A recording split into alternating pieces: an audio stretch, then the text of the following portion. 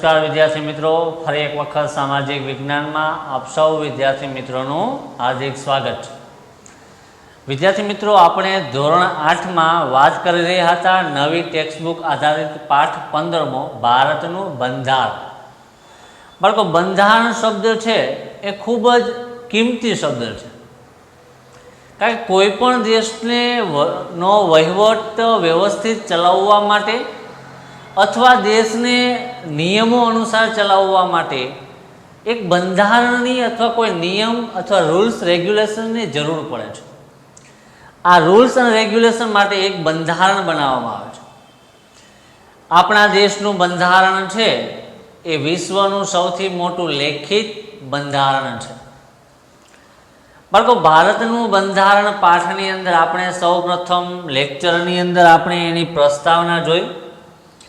एना पछीना लेक्चरोनी अंदर अथवा तो नेक्स्ट टॉपिकनी अंदर आपणे भारतना बंधारणनो अर्थ, बंधारण एटले शुं, तो कि बंधारण एटले देशने व्यवस्थित चलाववा माटे नियमोनुं एक खोखुं अथवा देशने कायदा अनुसार चलाववा माटे एक बंधारण, एक नियमों अनुसार एक नियमबद्ध अथवा सूत्रबद्ध अथवा नियमों अनुसार चालतुं एक नियमों अनुसारनुं राज्य एटले एने बंधारण एमां जरूरी छे।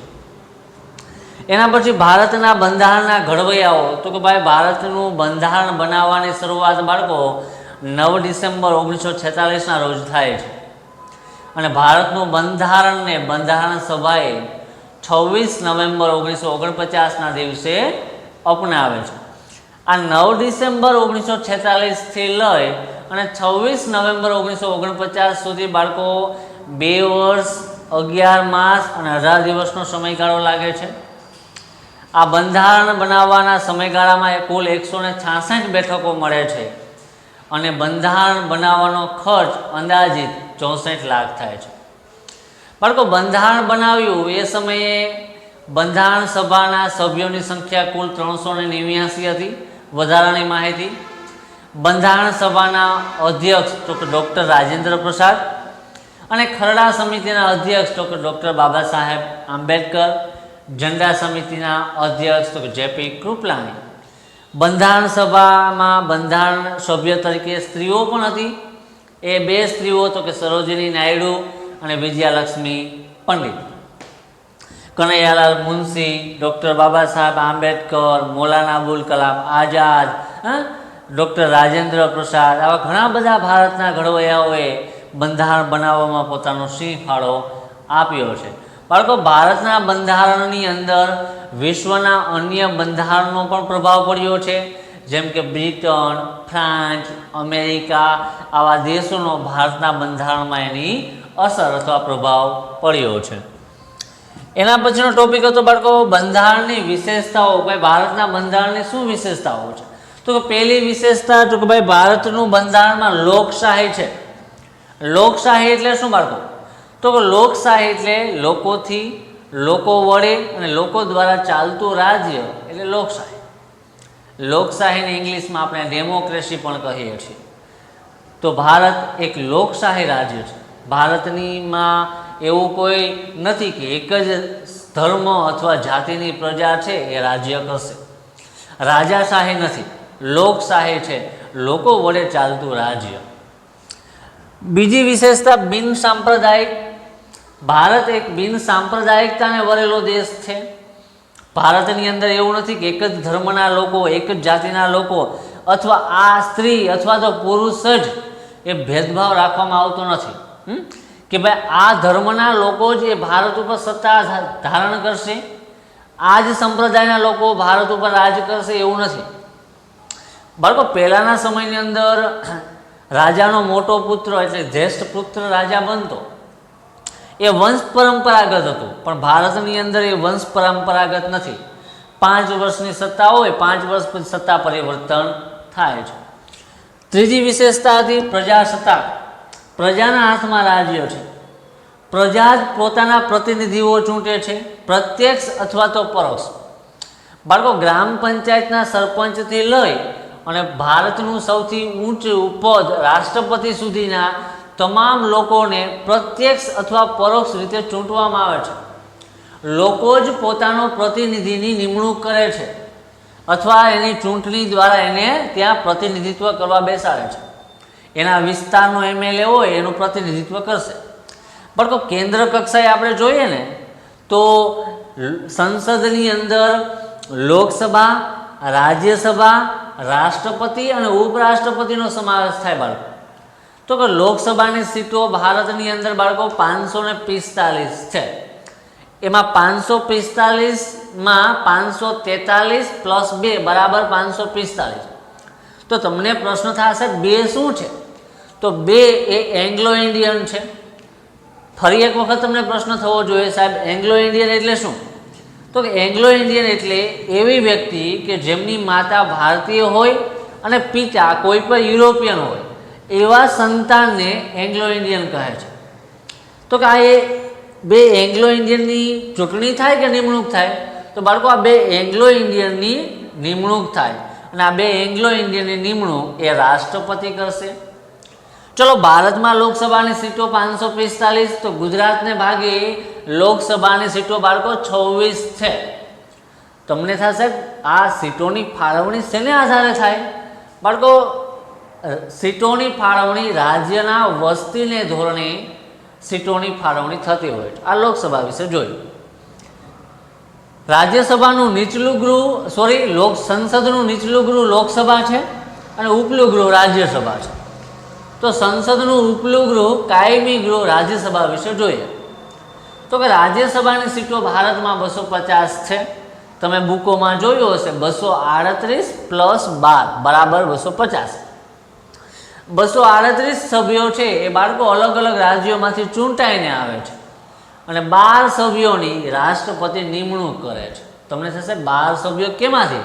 તો અલગ અલગ ક્ષેત્રોમાંથી, શિક્ષણ છે, રમતગમત છે, સાહિત્ય છે, કલા અને સંસ્કૃતિ છે, આ અલગ અલગ 5 ક્ષેત્રોમાંથી રાષ્ટ્રપતિ વિશેષ વ્યક્તિઓની નિમણૂક કરે છે. રાજ્યસભાની સીટો ગુજરાતને ફાળે બાળકો 11 છે. એવી જ રીતે બાળકો એના પછીનો ટોપિક છે સંઘ રાજ્ય. બાળકો ભારત એક સંઘીય વ્યવસ્થા ધરાવતું રાજ્ય છે, સંઘ શાસન ધરાવતું રાજ્ય છે. બાળકો ભારતની અંદર કુલ 28 રાજ્યો છે. તમે કહો સાહેબ નહીં 29 રાજ્યો છે. હા, હતા 29 રાજ્યો, પરંતુ બાળકો 29મું રાજ્ય જમ્મુ કાશ્મીરને રાજ્યનો દરજ્જો નાબૂદ કરી અને એમાંથી 2 કેન્દ્ર શાસિત પ્રદેશ બનાવી દીધા, લદ્દાખ અને જમ્મુ. એટલે 28 રાજ્યો અને 8 કેન્દ્ર શાસિત પ્રદેશો છે. ખાસ યાદ રાખજો બાળકો, ભારતની અંદર 28 રાજ્યો અને 8 કેન્દ્ર શાસિત પ્રદેશ છે અને 28 શું છે? રાજ્યો છે. હું ગમે ત્યારે પૂછું તો તમને ખબર હોવી જોઈએ કે ભારતમાં કુલ કેટલા રાજ્યો? તો કે ભાઈ 28 રાજ્યો. કેટલા કેન્દ્ર શાસિત પ્રદેશો? તો કે 8 કેન્દ્ર શાસિત પ્રદેશો. ક્લિયર અહીંયા સુધી? જોઈએ બાળકો, સંઘ રાજ્યો એટલે શું? ભારત એક સંઘ રાજ્ય છે, એટલે કે બાળકો જુદા જુદા રાજ્યોનો બનેલો એક સંઘ છે. ભારતની અંદર કેટલા રાજ્યો છે? તો કે ભાઈ ભારતમાં 28 રાજ્યો અને કેન્દ્ર શાસિત પ્રદેશો કેટલા છે? તો કે કેન્દ્ર શાસિત પ્રદેશો 8 છે. તો ભારત અલગ અલગ રાજ્યોનો બનેલો એક સંઘ છે. આ 28 રાજ્યો સાથે મળી અને ભારતનું સંઘીય શાસન વ્યવસ્થા ઊભી કરે. બાળકો સૌપ્રથમ 1953માં 1 ઓક્ટોબર 1953માં પહેલું રાજ્ય બન્યું હતું આંધ્રપ્રદેશ. ભાષાની દ્રષ્ટિએ વધારાની માહિતી આપું છું. ભાષાના ધોરણે 1 ઓક્ટોબર 1953ની અંદર પહેલું રાજ્ય બન્યું હતું આંધ્રપ્રદેશ. ક્લિયર અહીંયા સુધી બાળકો? ઓકે. તો ભારત સંઘ રાજ્યો છે, એટલે કે જુદા જુદા રાજ્યોનો બનેલો એક સંઘ છે. 28 રાજ્યો જોડાય અને એક સંઘ રાજ્ય વ્યવસ્થા ઊભી થઈ છે. બીજો પોઈન્ટ, આપણા જેવા વિશાળ અને વિવિધતા ધરાવતા દેશમાં એક જ કેન્દ્રમાંથી શાસન કરવું બાળકો કઠિન છે. 28 રાજ્યોનો વહીવટ અથવા તો એનું સંચાલન કેન્દ્રમાંથી કરવું કેવું છે? તો અઘરું છે, કઠિન છે. એટલા માટે આપણા બંધારણમાં બાળકો કેવી શાસન વ્યવસ્થા છે? તો કે સંઘીય શાસન વ્યવસ્થાની જોગવાઈ છે. તો તમને થશે સંઘીય શાસન વ્યવસ્થા એટલે શું? તો બાળકો સંઘીય શાસન વ્યવસ્થાને 2 પ્રકારમાં વહેંચવામાં આવી છે. બે પ્રકારો કયા? પહેલું સંઘ સરકાર અને બીજું રાજ્ય સરકાર. કેન્દ્રની અંદર સંઘ સરકાર હશે અને જે તે રાજ્યોની અંદર બાળકો એની રાજ્ય સરકાર હશે. સંઘ સરકારની અંદર સંસદની અંદર સંસદનો સમાવેશ થાય, લોકસભા અને રાજ્યસભા. અને જે તે રાજ્યોની અંદર બાળકો ધારાસભાનો સમાવેશ થાય, એટલે કે વિધાનસભા અને વિધાન પરિષદ. તો સંઘીય શાસન વ્યવસ્થાના કેટલા પ્રકારો છે? બે. કયા? તો કે ભાઈ સંઘ સરકાર, રાજ્ય સરકાર. બાળકો સંઘ સરકારનું બીજું નામ છે કેન્દ્ર સરકાર. હા, સંઘ સરકારનું બીજું નામ શું છે? તો કે ભાઈ કેન્દ્ર સરકાર પણ છે.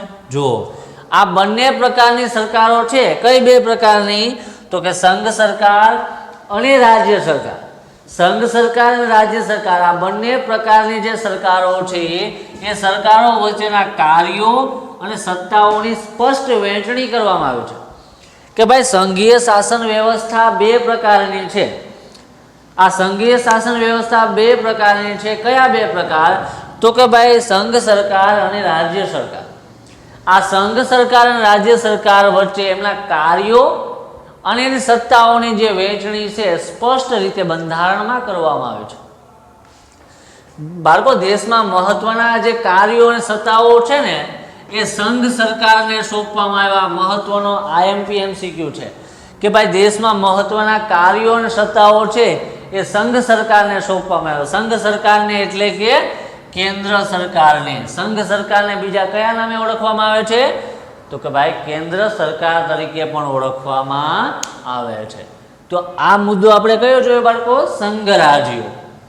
એના પછીનો આપણે ટોપિક જોવાનો છે મૂળભૂત હકો અને ફરજો.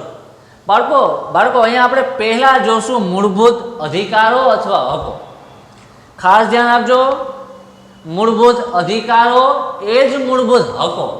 હક અને અધિકાર બંને સમાન શબ્દો છે, સમાનાર્થી છે. એટલે પહેલા આપણે ટોપિક લઈ લીધો મૂળભૂત હકો.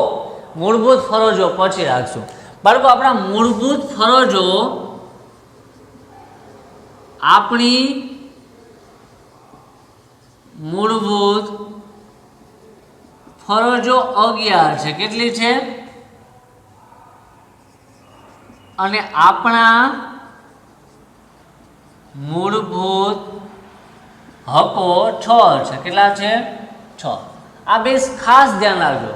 આપણી મૂળભૂત ફરજો 11 છે, આપણા મૂળભૂત હકો 6 છે, અથવા તો મૂળભૂત અધિકારો 6 છે.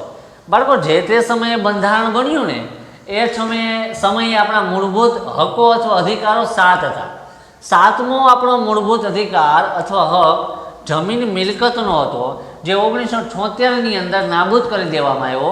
એટલે આપણા મૂળભૂત અધિકારો અથવા હકો કેટલા છે? 6. જોઈએ, રાષ્ટ્રની સ્થિરતા અને વ્યક્તિ સ્વતંત્રતાના રક્ષણ અર્થે મૂળભૂત હકો જરૂરી છે. આપણા મૂળભૂત હકોની સંખ્યા કેટલી છે બાળકો? 6. આપણા મૂળભૂત હકો કેટલા છે? 6. ખાસ મગજમાં રાખજો, આપણા મૂળભૂત હકો અથવા આપણા મૂળભૂત અધિકારો 6 છે. બાળકો હક અને ફરજો એક સિક્કાની બે બાજુ જેવા છે. હકો અને ફરજો એક સિક્કાની બે બાજુ છે. જે ફરજો છે એ આપણે નેક્સ્ટ લેક્ચરમાં એ પછીનો મુદ્દો રાખ્યો, સમજાય? પાઠ્યપુસ્તકમાં તમારે એમ જ આપેલું છે મૂળભૂત અધિકારો અને ફરજો, પણ આપણે અહીંયા અલગ અલગ તારવી નાખ્યું. આપણે પહેલાં લઈ લીધું મૂળભૂત અધિકારો અથવા હકો. પહેલો અધિકાર, આપણો પહેલો હક, આપણા મૂળભૂત અધિકારો હકો 6 છે, એમાંનો પહેલો સમાનતાનો હક. બાળકો કાયદાની દ્રષ્ટિએ બધા નાગરિકો સમાન છે. સમાન સિવિલ કોડ, બંધારણનો અનુચ્છેદ 44, સમાન સિવિલ કોડ, ઇક્વલ. કાયદાની દ્રષ્ટિએ બાળકો ભારતનો કોઈ પણ ધર્મનો, જાતિનો, જ્ઞાતિનો, સ્ત્રી હોય કે પુરુષ, ભારતના તમામ નાગરિક એક ભારતીય છે, સમાન નાગરિક છે. કોઈ વચ્ચે ભેદભાવ રાખવામાં આવતો નથી.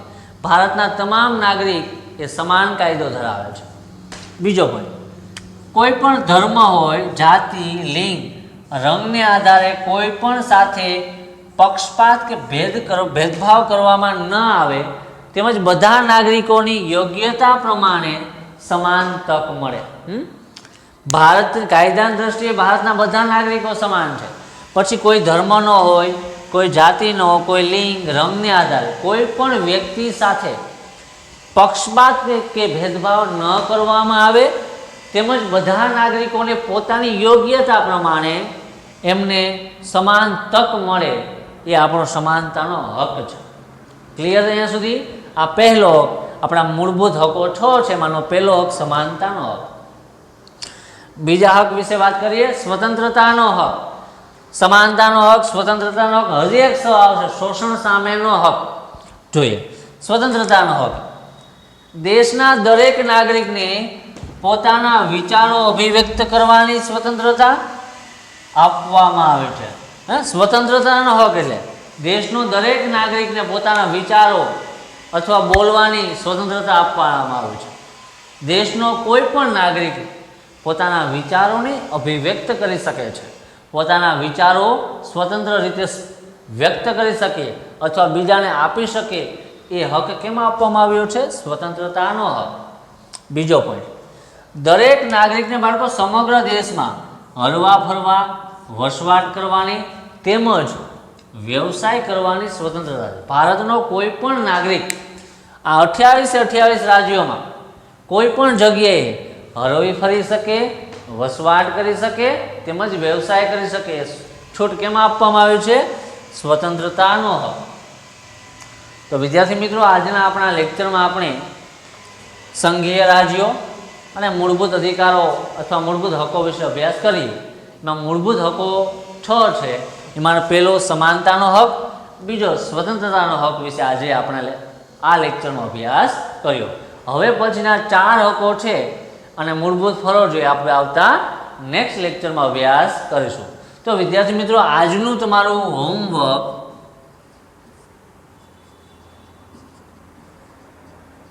આજે ચલાવ્યું તે ફેરબુકમાં અને રફબુકમાં